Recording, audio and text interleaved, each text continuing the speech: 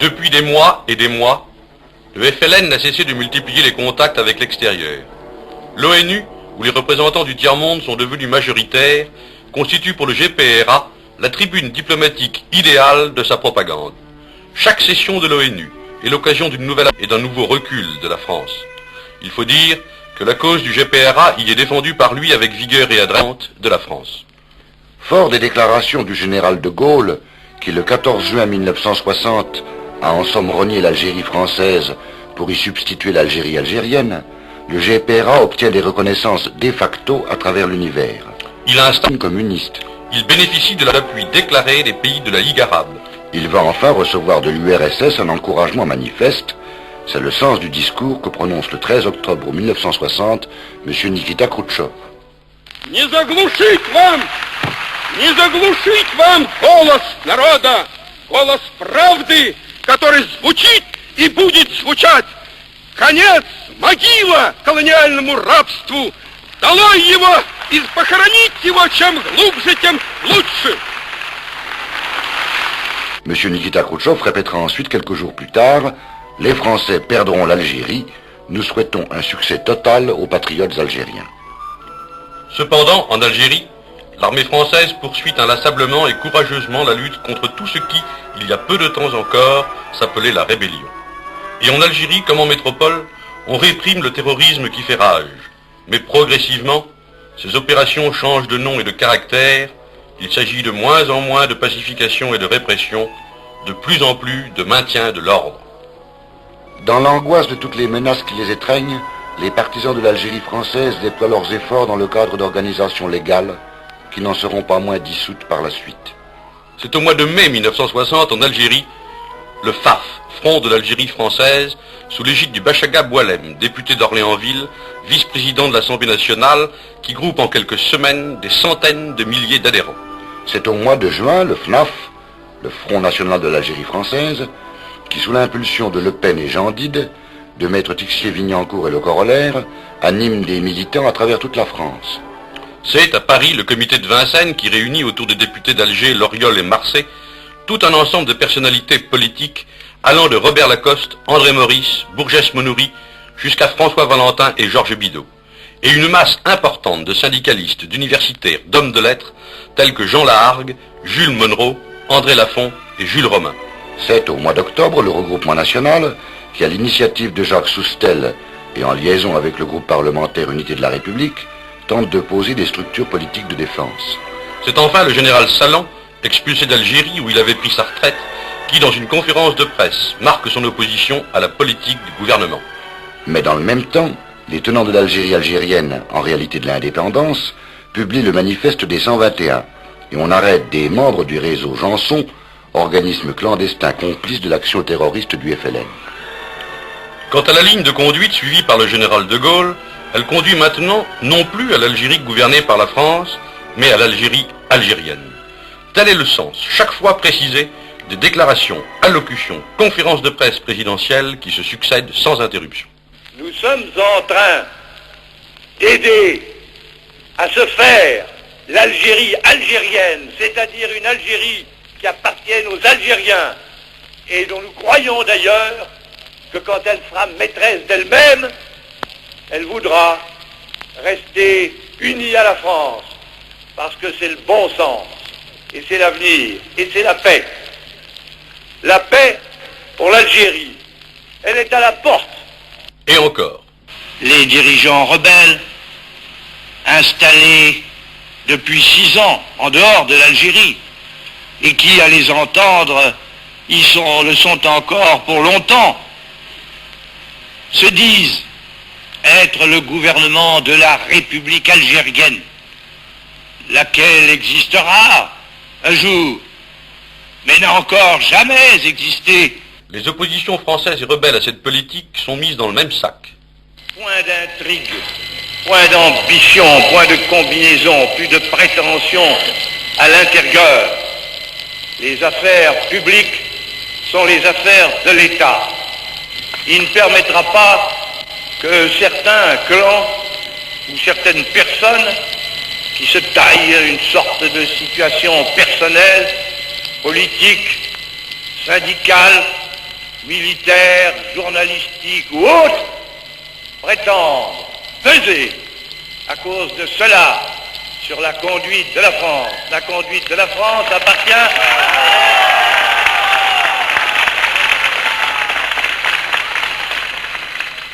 à ceux qu'elle en a chargés. Elle appartient donc d'abord et par excellence à moi-même. Et encore. Se déchirer encore une fois, s'en aller de part et d'autre, pour ceux qui en prendraient l'initiative et la responsabilité, ce serait une grave faute contre le pays. La cohésion nationale est indispensable, et je suis sûr que le pays, le jour où on lui demanderait d'en juger, en jugerait comme il convient. Enfin, la menace de pouvoir exceptionnel est brandie. Si le cours ordinaire des pouvoirs ne suffit pas, il m'appartient de recourir directement au pays par la voie du référendum.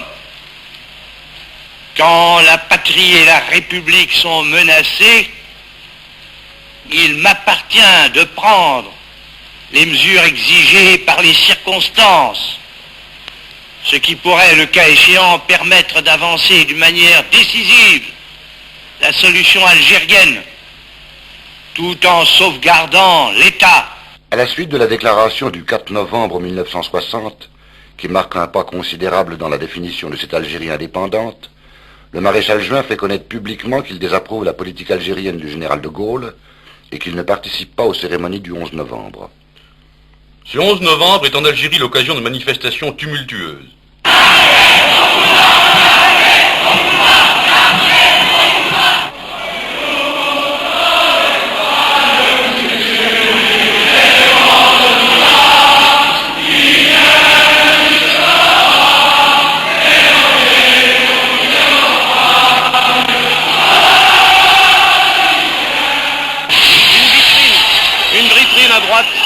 Viennent s'écrouler. Les heurts sont de plus en plus fréquents entre les forces de police et les manifestants. La fête est terminée, rentrez chez vous. Première sommation. On va faire usage de la force. Les manifestants sont maintenant en train de déraciner les barres de fer des escaliers et vont s'en servir comme des massues. À la sortie du tunnel des facultés, je viens de l'apercevoir à l'instant, à la sortie du tunnel des facultés, une barricade est en train de se monter.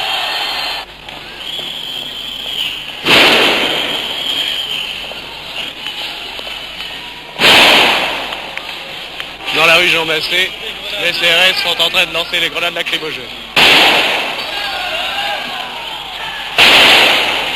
Voici comment d'Espagne, où il a cherché refuge, le général Salan juge la situation.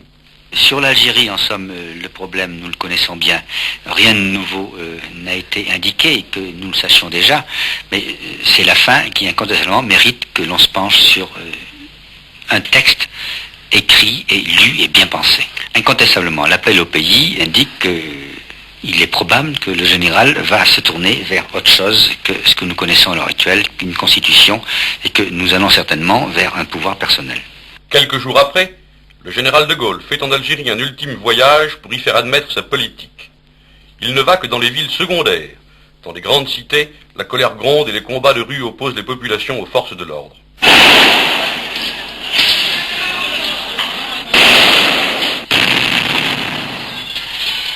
Un manifestant vient de lancer juste en dessous de moi, je l'ai vu à 10 mètres à peine, une grenade offensive. Les gendarmes ripostent en renvoyant les pierres, les bouteilles, des bouteilles de bière à environ 30 mètres de distance à peu près. Les gendarmes ripostent en envoyant des grenades lacrymogènes. Tout à l'heure, je l'ai vu, un manifestant a lancé une grenade offensive, qui est aisément reconnaissable par sa couleur jaune. En voici une autre. Les manifestants refluent en criant « Attention les chars !» En effet, j'ai vu passer tout à l'heure un escadron entier d'automitrailleuses.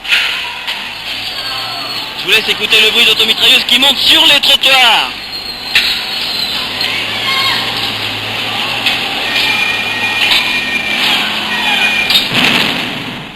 Pour la première fois dans toute l'histoire de l'Algérie, des musulmans, secrètement suscités, manifestent publiquement contre les Européens. Déferlant d'abord au cri de commande Algérie algérienne, les cortèges musulmans bientôt grossis en horde, crient Algérie musulmane et acclament l'UFLN.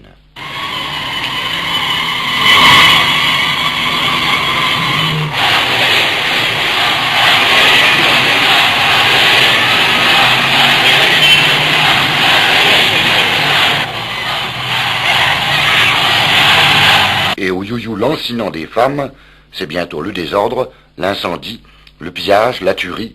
122 morts en quelques jours. Nous sommes loin des 200 morts par an prévus pour une libre consultation. À son retour d'Algérie, après les désordres que sa tournée y a occasionnés, le général de Gaulle propose le 20 décembre un nouveau référendum au pays et explique ce que devra être l'organisation de l'Algérie avant que n'arrive le temps de l'autodétermination.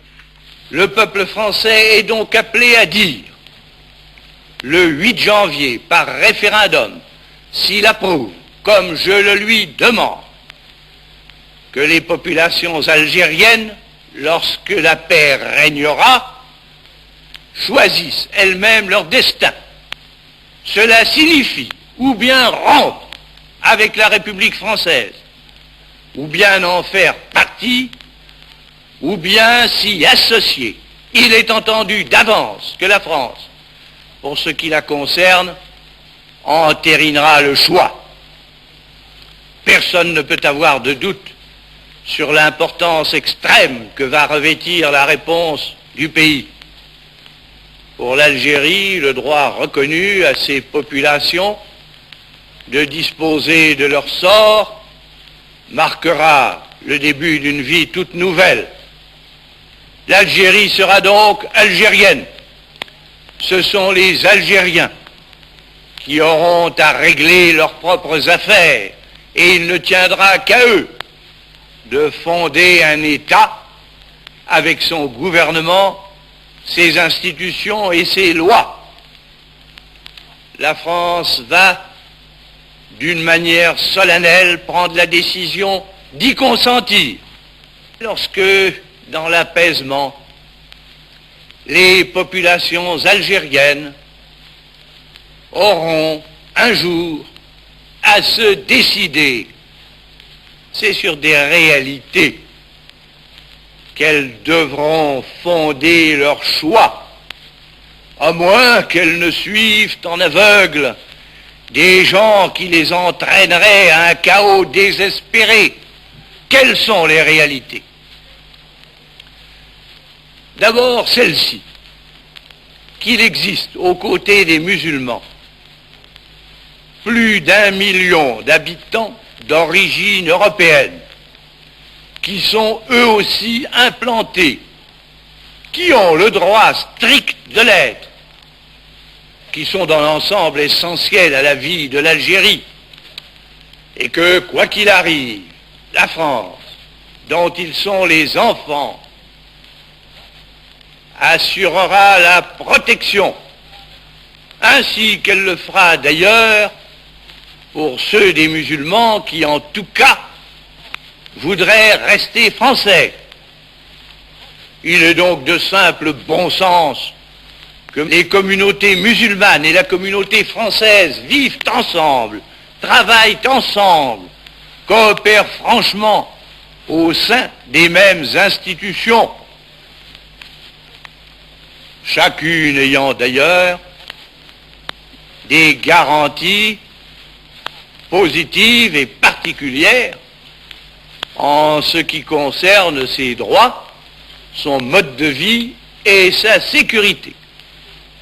En vérité, l'Algérie de demain, tout lui commande d'être associée à la France. Mais c'est avec une Algérie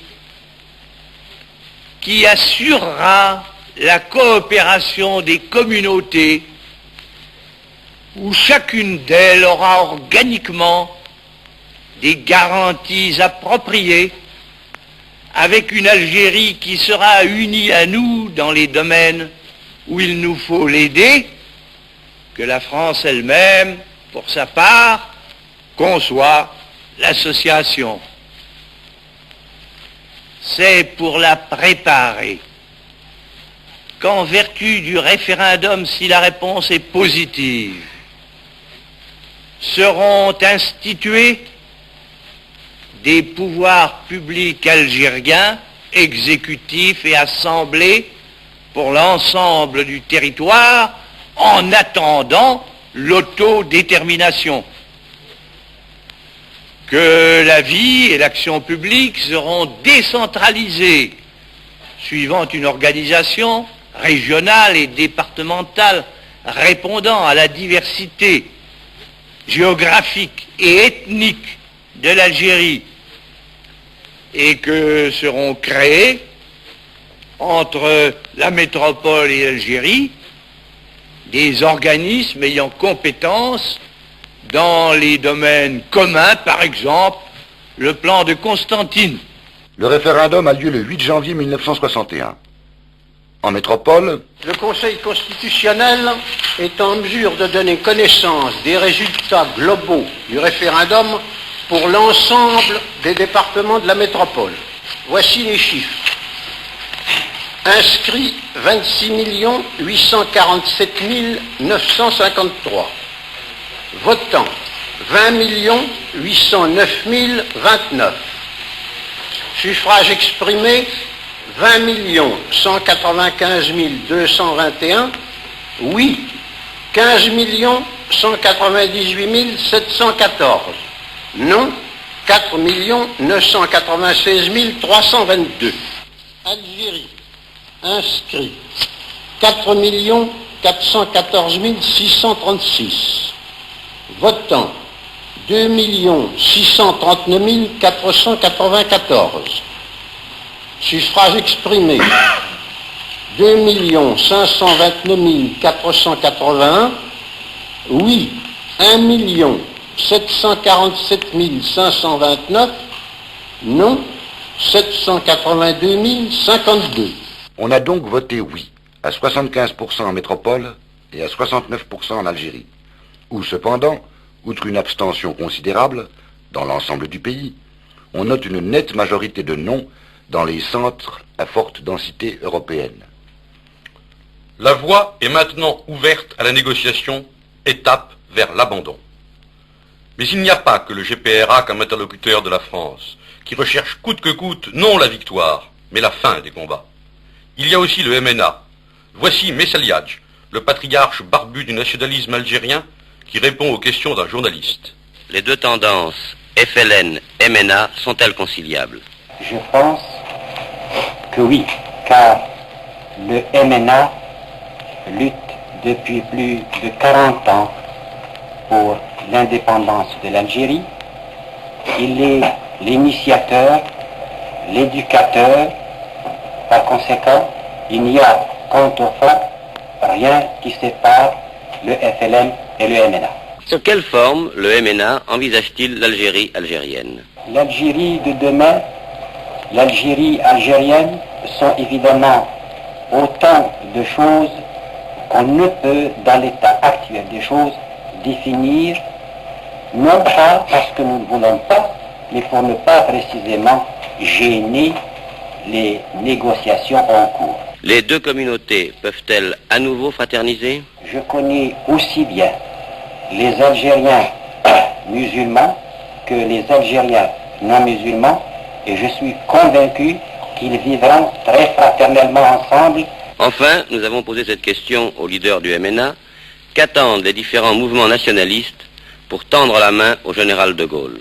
Je ne sais pas précisément où en sont les négociations, les contacts, les émissaires dans leurs travaux, mais quant au MNA, il est disposé non seulement d'y participer, mais de les faciliter. Le 27 février, nouvelle relance des négociations. Habib Bourguiba, après s'être entretenu à Rambouillet avec le général de Gaulle, déclare: d'ici quelques jours, n'est-ce pas, je dirais même pas quelques semaines, n'est-ce pas, il y aura du nouveau dans cette question, n'est-ce pas, algérienne.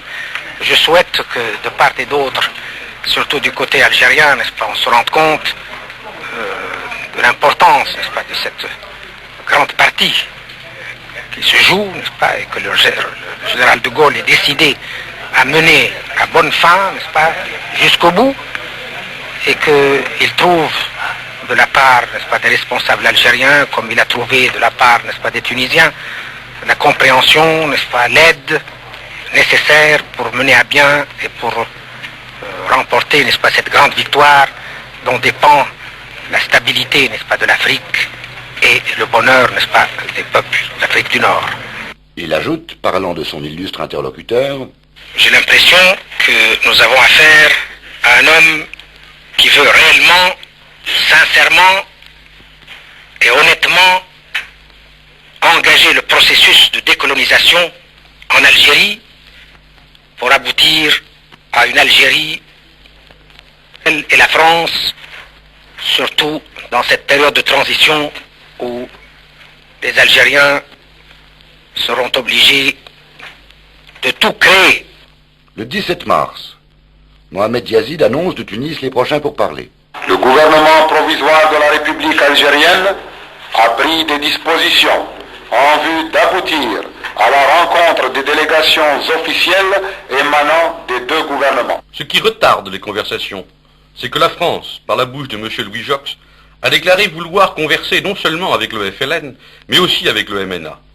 Ferhat Abbas marque d'avance les réserves que le GPRA entend apporter aux résultats des pourparlers qui vont s'ouvrir à Évian. À la veille de cette rencontre, aucun problème n'a été réglé. Les contacts et les sondages dont on a abondamment fait état et qui remontent au mois de janvier dernier n'ont abouti qu'à un seul accord, celui de voir s'engager par l'organe d'une délégation officielle des négociations concernant les conditions d'application de l'autodétermination. La négociation n'est pas la paix. Cependant, s'est achevé au palais de justice de Paris le procès des barricades, dont les débats se sont déroulés avec bien des péripéties tout au long des semaines d'hiver. Des accusés sont dans le box, d'autres n'y sont plus, ayant préféré l'exil. L'enceinte du tribunal est devenue l'un des lieux où, en France, peut encore s'exprimer hautement et librement l'option de l'Algérie française, que la censure et la police ont bâillonnée en Algérie et qui va bientôt être réduite au silence dans la métropole. Maître Tixier-Vignancourt, dans sa plaidoirie principale, fait la synthèse des débats. La seule nouveauté, la seule différence en matière de guerre subversive est que Clémenceau écrase les auxiliaires de l'ennemi et qu'aujourd'hui il bénéficie d'une immunité spéciale. On dirait en vérité que les notions du bien et du mal ont été inversées et que l'on a imposé à ce pays un changement d'éthique. Défendre l'intégrité du territoire hier, c'était un bien. Aujourd'hui, c'est une infraction. Favoriser les entreprises de l'ennemi, hier c'était un crime. Aujourd'hui, c'est une règle d'or. Comment donc, messieurs, ces règles nouvelles et singulières ont-elles été appliquées à l'Algérie? Schématisons. Le 20 janvier 1960, l'Algérie c'est Massu, Boualem et la Gaillarde. C'est l'armée, la communauté musulmane et la communauté chrétienne. Et contre ce bloc vivant et fort, qui manifeste à la désintégration une résistance acharnée, il est impossible pour la rébellion de la sécession d'espérer triompher si, avant, on n'a pas livré Massu au désœuvrement, désigné Boualem au couteau du FLN et livré la Gaillarde à l'administration pénitentiaire. Voilà, messieurs, le programme. C'est contre l'accomplissement de la première partie du programme que le peuple d'Alger s'est levé le 24 janvier 1960.